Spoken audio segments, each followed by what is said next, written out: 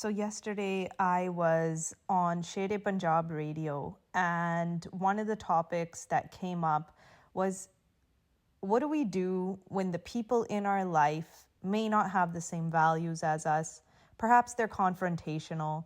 Perhaps they're giving us a lot of stress and anxiety. What are we supposed to do? Something we typically see a lot in in-law relationships, because it's just a little bit of a delicate relationship. There's a lot that goes into it in terms of customs, norms, cultural traditions. So oftentimes there's a lot of daughter-in-laws who are suffering.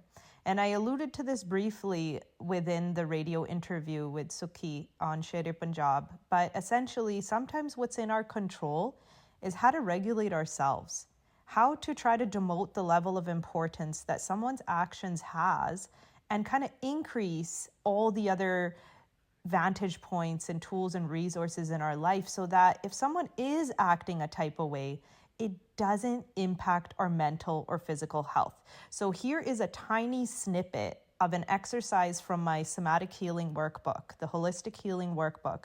And essentially this is fairly deep into the book. So we start off gradually, and then the exercises become a little bit more and more engaging. But here, what the prompt is to try to write down the names of people or experiences of people that have made you feel unworthy. Then you tear the paper into small pieces while repeating some mantras. So perhaps you can even try it now with me. I inhale self-confidence, so just breathe in through your nose. I exhale judgment, sigh it out through your mouth. I release the opinions and behaviors of others. I will protect my peace. How others behave says more about them than it does about me. I demote them from my heart and mind. So the human brain is wired to notice negative experiences more than positive ones, multitudes more. This phenomenon is known as the negativity bias. This bias can heighten self-criticism and insecurity. So essentially what we're kind of working with here is that if you have an unruly or problematic character in your life who, because maybe they're in your extended family system, in-law family system, or your own family system, we can't always cut people off. Now, of course, if it's an abusive situation, that is exactly what you do. But sometimes we have to find the middle ground, and we have to find our own tools and resources. But why it's so important to do this is because sometimes other people's words become your inner narrative. They become your self-talk. It's kind of like a food diet. Whatever you consume is going to be the way your body functions. So the voices and the type of messaging that you're consuming from those around you, that ends up being the way your brain functions. So here's a way to rewrite the narrative.